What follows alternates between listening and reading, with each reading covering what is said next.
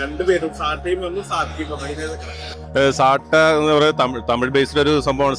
സാട്ട എന്ന് പറയും. അപ്പൊ അത് പോലീസുകാർ ഉപയോഗിക്കുന്ന ഒരു വേർഡാണെന്നാണ് എനിക്ക് അറിയാൻ പറ്റിയത്.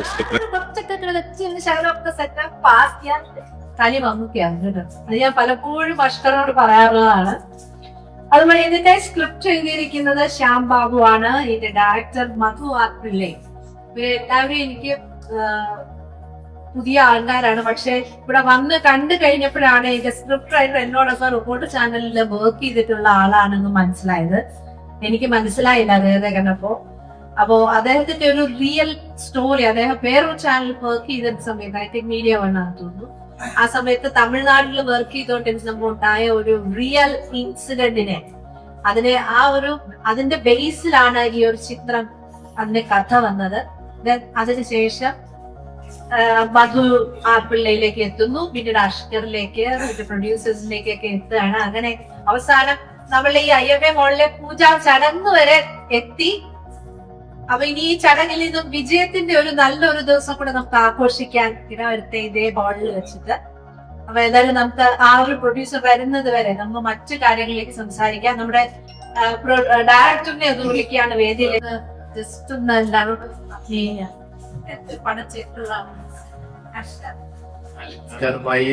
സെലക്ട് ചെയ്യാൻ തന്നെ പുള്ളിയുടെ തന്നെ പോലീസ് സ്റ്റോറിക്കാൻ തന്നെ റോൾ ക്ലിയർ. പോലീസ് വേഷങ്ങൾ കൂടുതൽ അഭിനയിച്ചിട്ട് മാത്രം. പിന്നെ മാത്രമല്ല, എനിക്ക് കുറച്ചുകൂടെ എളുപ്പമായിട്ട് പുള്ളിയായിട്ട് ഇമ്പാക്ട് ചെയ്യാൻ പറ്റും. ഞങ്ങൾ കുറെ വീഡിയോ ചെയ്തിരുന്നു. ആ ഒരു ബേസിലാണ് ഞങ്ങൾ പിന്നെ ശരി മധുവായി ചെയ്യാനും ഒരു രീതിയിൽ പുള്ളി കമ്മ്യൂണിറ്റി ഞാൻ കുറെ ആർട്ടിസ്റ്റുകൾക്ക് സംസാരിച്ചു അവരൊക്കെ ചെയ്യാനും. പക്ഷെ എനിക്ക് കുറച്ചുകൂടെ വളരെ രീതിയായിട്ട് തോളോട് തോളി ചെയ്യാൻ പറ്റുന്നത് നമ്മൾ പറയുന്ന കാര്യങ്ങൾ ആ രീതിയിൽ മനസ്സിലാക്കി ചെയ്യാൻ പറ്റും എന്ന് ഒറ്റ വിശ്വാസം കൊണ്ടാണ് അക്ഷരമായിട്ട് നമ്മൾ എത്തിയിരിക്കുന്നത്. ബാക്കിയൊക്കെ നമുക്ക് പടം ഷൂട്ട് കഴിഞ്ഞ് തിയേറ്റർ റിലീസ് ആയ ശേഷം നിങ്ങൾ പറയുന്നുണ്ടായിരുന്നു.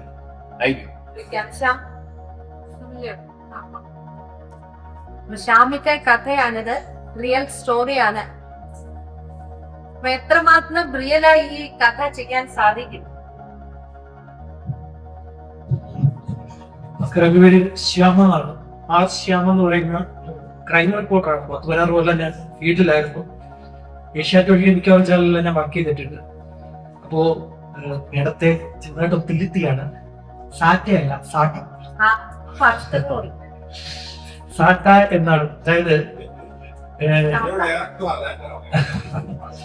ഇത് ലാറ്റിൻ വേർഡാണ് സാട്ട. കേരള പോലീസ് അത് ലാറ്റിനിൽ നിന്ന് കളക്ട് ചെയ്ത വേർഡാണ്. ഇതിന്റെ പ്രത്യേകത എന്ന് വെച്ച് കഴിഞ്ഞാൽ രാവിലെ 8 മണി ആകുമ്പോഴത്തേക്ക് പോലീസിന്റെ ഒരു കോൺഫറൻസ്, DGP, ADGP, DIG മുതൽ താഴെ CI വരെയുള്ള ആളുകളുമായിട്ട് വയർലെസ് കമ്മ്യൂണിക്കേഷനാണ് ഈ നടക്കുന്നത്. രാവിലെ 8 മണിക്ക് ഇത് സ്റ്റാർട്ട് ചെയ്താൽ 9:30 ഇത് അവസാനിക്കും. ആ സമയത്ത് DGP ചോദിക്കും, അതായത് സംസ്ഥാന പോലീസ് മേധാവി പ്രധാനപ്പെട്ട ക്രൈമുകളുടെ വിവരങ്ങൾ ചോദിക്കും. ആ സമയത്ത് ഇതിൽ തീർപ്പാകാത്ത ക്രൈം ഏതാണ് എന്ന് കളക്ട് ചെയ്യാനുള്ള രീതി, ഇതാണ് സാധനം. ഈ സമയത്തുണ്ടായ ഒരു ക്രൈം, അതായത് പരിഹരിക്കപ്പെടാത്തൊരു ക്രൈം, അത് ദിവസവും ഈ സാധാ പോയി ചോദിക്കപ്പെടും. DGPക്ക് ചോദിക്കേണ്ടി വരും, ഇത് നിങ്ങൾ എന്തുകൊണ്ട് തീർപ്പാക്കാൻ? ഇതാണ് ഈ സംഭവം. തീർക്കാൻ പറ്റാത്ത ഒരു ക്രൈം. ആ ക്രൈം നടന്നുകൊണ്ടേയിരിക്കുന്നു, തുടർച്ചയായിട്ട് കണ്ടിന്യൂ ചെയ്തിങ്ങനെ പോകണം. ഇത് ശരിക്കും പറഞ്ഞ ഒരൊറ്റ ക്രൈമാണ്. ഞാനത് ഒരു പലതാക്കി മാറ്റി. ഇത് തമിഴ്നാട്ടിൽ ഞാൻ കൊല്ലം ബ്യൂറോയിൽ വർക്ക് ചെയ്യുന്ന സമയത്ത്, മീഡിയ വണ്ടി ഇരിക്കുന്ന സമയത്ത് തമിഴ്നാട്ടിൽ നടന്നൊരു ക്രൈമാണ്. ആ ക്രൈം പിന്നീട് പരിഹരിക്കാതെ ഇങ്ങനെ നടക്കവേ ആ ക്രൈം ഉപയോഗിച്ചുകൊണ്ട് വേറെ ഒരു ക്രൈം ചെയ്തു. അയാളുടെ തലയിൽ ഈ ക്രൈം പോയി വീഴും. ഇതിന്റെ ഒരു പ്രത്യേക സൈക്കോ സ്വഭാവമുള്ള ഒരു കഥയാണ്. അപ്പൊ ഞാനിത് പലരോട് പോയി കഥ പറഞ്ഞു. അപ്പൊ കഥ കേട്ടപ്പോ പലരും എന്നോട് പറഞ്ഞു, ഇതൊന്നും എന്താ പറയാ, ഇത് നീ കൊറിയൻ ഫിലിം വല്ലതും തട്ടിക്കൊണ്ട് വന്നതാണെന്നൊക്കെ ചോദിച്ചു. കൊറിയൻ ഫിലിമിന്റെ സ്ക്രിപ്റ്റ് നീ അയച്ചോണ്ട് വന്നതാണെന്നൊക്കെ എന്നോട് പലരും ചോദിച്ചു. പലരും ചിലർക്ക് എന്നെ കൈയാക്കി വിട്ടു, ചിലര് വല്ല ആൾക്കാരെ കാര്യമായിട്ട് കഥ കേട്ടു. പക്ഷെ ഇതൊന്നും മലയാളം അംഗീകരിക്കില്ല എന്നൊക്കെ ആദ്യം കുറെ പേര് പറഞ്ഞു. പക്ഷെ പിന്നീട് ഇങ്ങോട്ട് വന്നപ്പോഴത്തേക്ക് ചില ഉണ്ണിമുഖത്തിലേക്ക് സിനിമകൾ അത്രയും ഭീകര ക്രൈമൊക്കെ കണ്ടപ്പോഴത്തേക്ക് അതൊക്കെ മലയാളികൾ അംഗീകരിക്കുന്നുണ്ട്. സ്വാഭാവികമായിട്ട് ഇത്രയും ഭീകര ക്രൈമൊക്കെ അംഗീകരിക്കുന്ന എനിക്കും തോന്നി. പിന്നീട് ഞാൻ പോയി കഥ നമ്മുടെ സഹപ്രവർത്തകനായിട്ടുള്ള ജുനൈദിനോട് പറഞ്ഞു. എന്റെ സഹപ്രവർത്തകനാണ്, ദീർഘകാലം ഈ സംസാരിക്കണം നോക്കിയാണ്, ഇതൊരു പ്രശ്നമുണ്ട്. അപ്പോ ഞാൻ ജുനൈദിനോട് പോയി കഥ പറഞ്ഞു. ജുനൈദിനോട് കഥ പറഞ്ഞപ്പോൾ ജുനൈദാണ് പിന്നീട് പറഞ്ഞത്, ഇവിടെ ഇത് വർക്കൗട്ട് ആവും, ഇത് ഇത്രയും ഭീകരത ചെയ്തെങ്കിലും സംഭവത്തിൽ നിന്റെ കൈ ഒരു ഇതുണ്ട്, അതൊക്കെ ശരിയാവുമെന്ന് പറഞ്ഞു. അതിന്റെ ഒരു വിശ്വാസത്തിൽ ജുനൈദിന്റെ സ്ക്രിപ്റ്റ് കൊണ്ടേ കൊടുത്തു. ജുനൈദ് ഏകദേശം 3 കൊല്ലത്തോളം സ്ക്രിപ്റ്റായിട്ട് വളരെ കുറയാണ്. ഏറ്റവും അവസാനമാണ് മതശേഖർ വന്നത്. അത് എന്തായാലും അത് വർക്കൗട്ട് ആവുന്നതിൽ വളരെ സന്തോഷമുണ്ട്. പിന്നെ ഞാൻ പറഞ്ഞു വെളിയെ ഞാൻ ഭയങ്കര ഇൻട്രോവേർട്ടാണ്. ഈ ആൾക്കാരെ എല്ലാവരും ഇവിടെ മുഖത്ത് നോക്കുമ്പോൾ ഭയങ്കര പാടാണ്. അപ്പൊ ഭയങ്കര അവസ്ഥയാണ്. എന്തായാലും എല്ലാം നന്നായിരിക്കട്ടെ എന്ന് ഞാൻ പ്രതീക്ഷിക്കുന്നു. നമ്മളിത് പൂജാകർമ്മങ്ങൾ ആരംഭിച്ച ശേഷം വിളിക്കാം. അപ്പൊ നമ്മളുടെ ചടങ്ങിലേക്ക് ഇവരെല്ലാവരും ക്ഷണിക്കാണ്. അഷ്കർ പ്രൊഡ്യൂസേഴ്സ് ആയിട്ടുള്ള ഗീത മാഡം, അഷ്കർ സർ, ഇതിന്റെ director, script writer and Junaid also. ജുനൈദാണല്ലോ ഇതൊക്കെ അല്ലെ കോർഡിനേഷൻസ് ചെയ്യുന്നത്. ഇവരെല്ലാവരും ഒന്ന് സ്റ്റേജിലേക്ക് കയറി വരിക. ഡോക്ടർ ഭജൻ ദീപം കൊടുത്ത് ഈ ചടങ്ങ് മനോഹരമായി ആരംഭിക്കാം.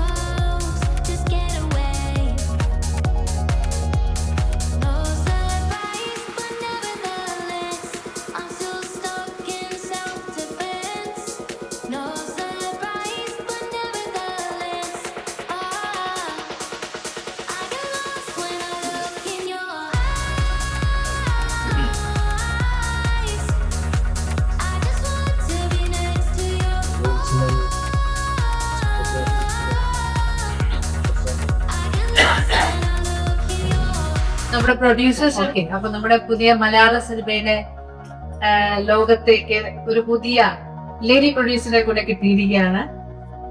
വെൽക്കം. എല്ലാവർക്കും നമസ്കാരം. ഞാൻ ആദ്യമായിട്ടാണ് ഈ ഫീൽഡിലേക്ക് കടപ്പറ്റുന്നത്. ഈ കഥ കേട്ടതും ഇവരെല്ലാവരും വീട്ടിൽ വന്നിരത്തേക്ക് അറിയപ്പെട്ട് സംസാരിച്ചപ്പോഴേ എനിക്കും തോന്നി എന്തായാലും ഒരു വ്യത്യസ്തമായ ഒരു ചിത്രമായിരിക്കും. എല്ലാവർക്കും ജനങ്ങൾക്ക് വളരെയധികം ഇഷ്ടപ്പെടും എന്നുള്ളൊരു വിശ്വാസം ഉണ്ടായിട്ടാണ് ഞാൻ ഈ ഫീൽഡിലേക്ക് കടന്നു പോകുന്നത്.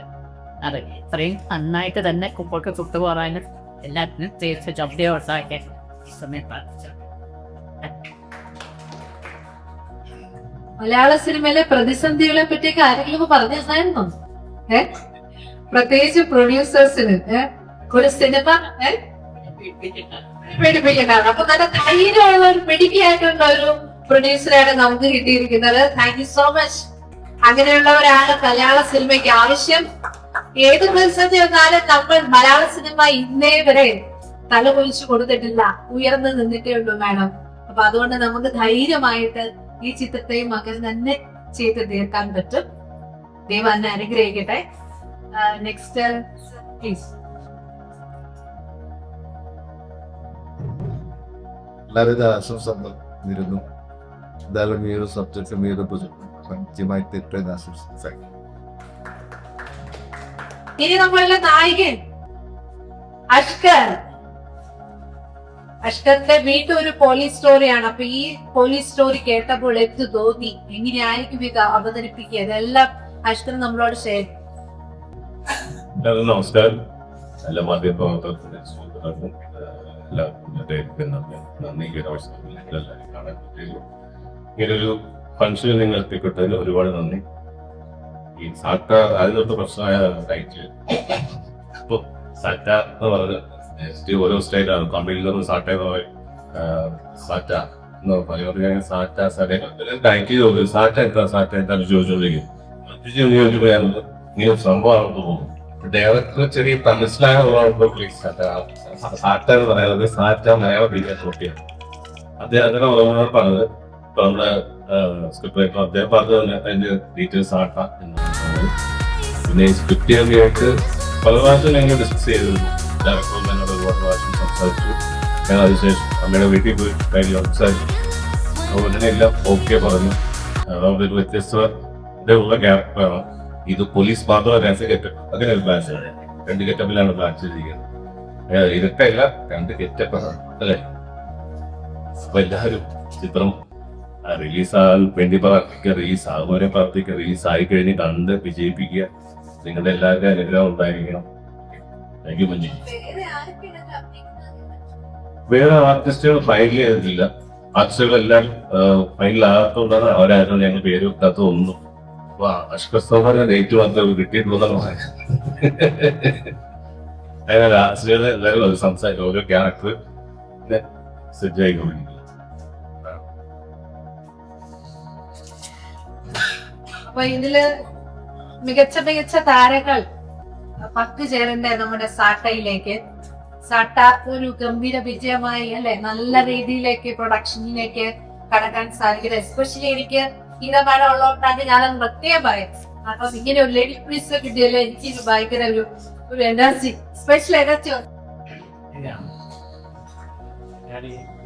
ഞാൻ ഈ സബ്ജക്റ്റ് ശ്യാമായിട്ടാണ് ആദ്യം സംസാരിച്ചത്. ശ്യാമ എല്ലായിടത്ത് കഥ പറയും. ഞാൻ കുറെ നടന്നു, ഒരുപാട് സ്ഥലത്ത് ഇങ്ങനെ നടന്നു. അങ്ങനെയാണ് മധുവിന്റെ അടുത്ത് എത്തിയത്. മധുവിനെ ഒറ്റൊരു പറഞ്ഞപ്പോ തന്നെ ഇഷ്ടപ്പെട്ടു.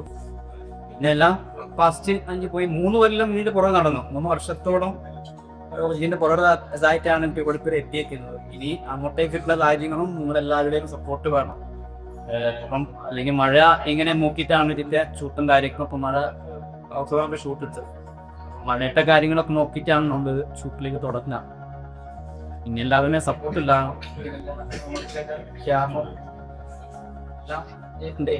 വേഷം തരാന്ന് പറഞ്ഞിട്ട് വിചാരിക്കുന്നു. നോക്കാം, ബാക്കി അവിടെ നമ്മുടെ നോക്കാം. അപ്പൊ എല്ലാവരുടെ സപ്പോർട്ട് വേണം. ചേച്ചിയാണ് എല്ലാം കൂടെ ഓക്കെ, താങ്ക്സ്. അപ്പൊ നമ്മളുടെ ഈ ചടങ്ങിലേക്ക് ആശംസകൾ പറയാനായിട്ട് ഡയറക്ടർ ആര്യൻ വിജയനൊക്കെ ഓൺ ദ സ്റ്റേജിലേക്ക് വരാം.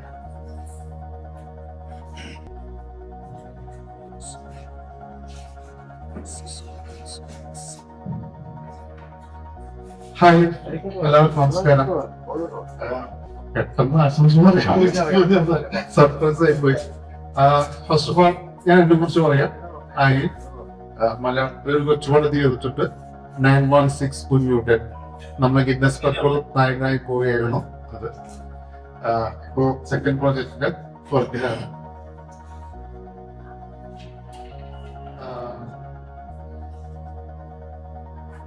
Okay, fine.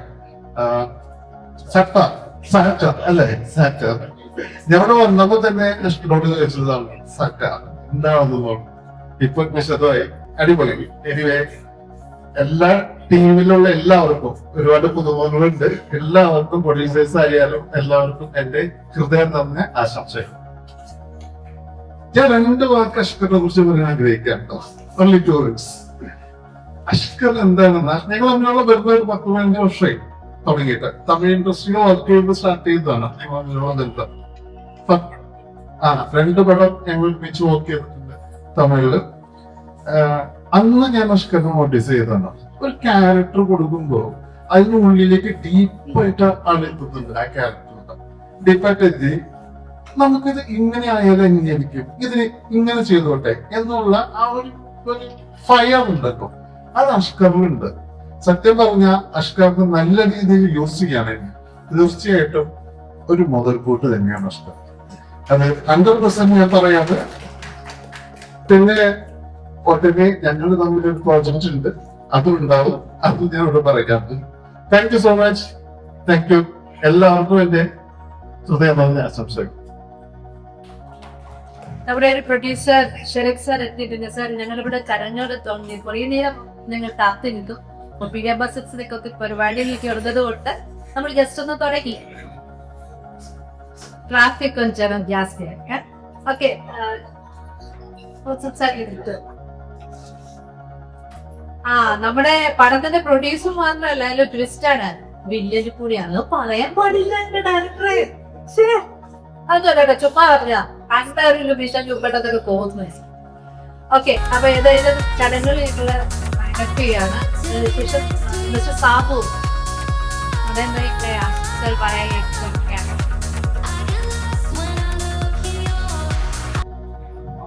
നമസ്കാരം എല്ലാവർക്കും. ശരിക്കും എന്റെ പ്രിയപ്പെട്ട സുഹൃത്ത്, എന്റെ പ്രിയപ്പെട്ട സുഹൃത്ത് സുധീർ സുമാലിന്റെ പകരക്കാരനാണ് ഞാൻ വന്നിരിക്കുന്നത്. ഈ വേദിയിലേക്ക് ശരിക്കും അദ്ദേഹമാണ് സെറ്റിൽ ആശംസ പറയുന്നത്. സുധീർ സാർ അദ്ദേഹത്തിന്റെ നീക്കം എന്ന് പറഞ്ഞ പുതിയ ദിലീപിന്റെ പടം വരുന്നു, വലിയ വ്യക്തിയുടെ പടമായി. അസ്കറെ കുറിച്ച് ഞാൻ പറയണ്ട, കാരണം മലയാള സിനിമയില് ശരിക്കും ഏറ്റവും അധികം അറിയപ്പെടേണ്ട പേരുകൾ മുഖാന്തരം അറിയപ്പെടേണ്ട ഒരു വ്യക്തിത്വം. കാരണം മമ്മൂട്ടിയുടെ മൂക്കയുടെ പെങ്ങളുടെ മകൻ എന്ന് എവിടെയും അഭിസംബോധനയിൽ സംസാരിക്കാത്ത ഒരു മനുഷ്യൻ അല്ല. ആ രീതിയിൽ അറിയപ്പെടേണ്ട ആളായിരുന്നെങ്കിൽ എവിടെയോ എത്തിപ്പെടേണ്ട ആളാണ്. ശരിക്കും ഇദ്ദേഹത്തെ ഇപ്പൊ സാർ പറഞ്ഞ പോലെ തന്നെ കണ്ടെത്താൻ കഴിഞ്ഞില്ല എന്ന് ഞാൻ മനസ്സിലാക്കുന്നത്. അപ്പൊ ഇദ്ദേഹത്തിന് ഈ സിനിമ ലഘുവാർത്തിമ ഉണ്ടെങ്കിൽ പോലും ഇവർക്ക് പ്രൊഡ്യൂസേഴ്സിനും ഇദ്ദേഹത്തിനും ഒക്കെ ഒരു അറ്റസ്റ്റായിപ്പെടുത്താൻ പടമായിരിക്കട്ടെ, ഒരുപാട് സിനിമകളിൽ ഇട്ടിട്ട് ഇദ്ദേഹത്തിലെ കഴിവുകൾ പുറത്തോട്ട് കൊണ്ടുവരാൻ ആര് ശ്രമിച്ചിട്ടാണ് മനസ്സിലാക്കുന്നത്. എല്ലാവർക്കും എല്ലാവരും പടം വിജയിക്കട്ടെ. പ്രൊഡ്യൂസേഴ്സ് ഇതുപോലുള്ള പ്രൊഡ്യൂസേഴ്സ് ഉണ്ടാകട്ടെ, ഇതുപോലെ പടങ്ങൾ കിട്ടട്ടെ. എല്ലാവരും ആശംസിക്കുന്നു. Thank you.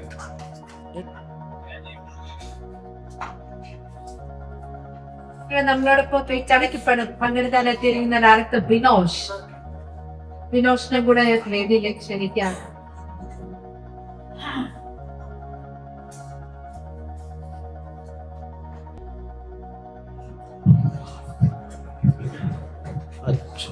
നമസ്കാരം.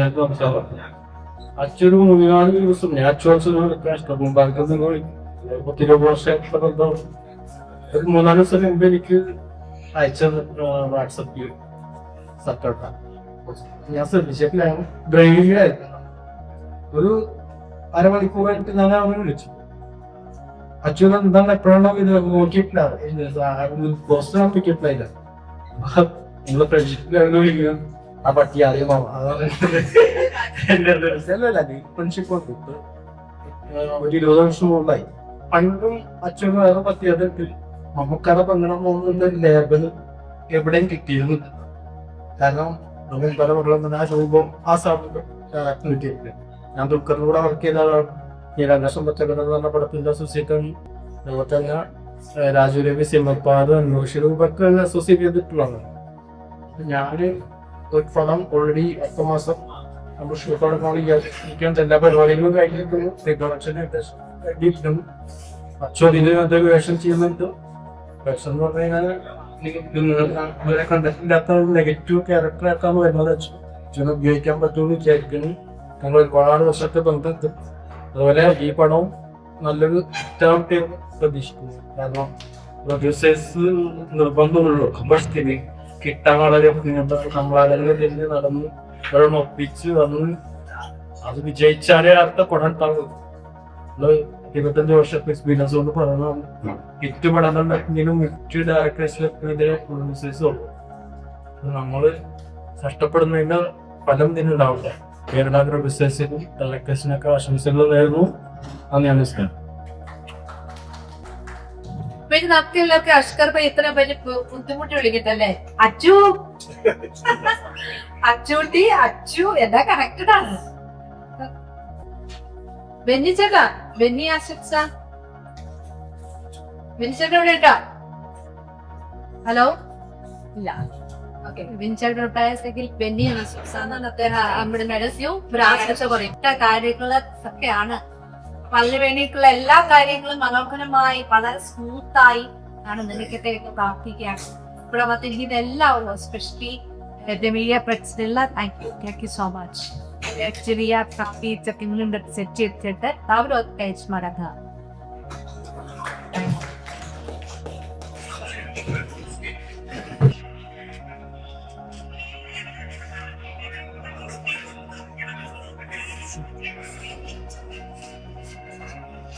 Take it.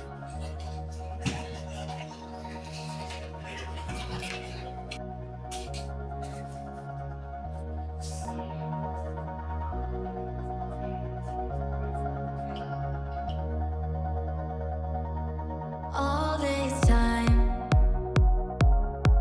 I've been holding on so tight, 'cause all that I do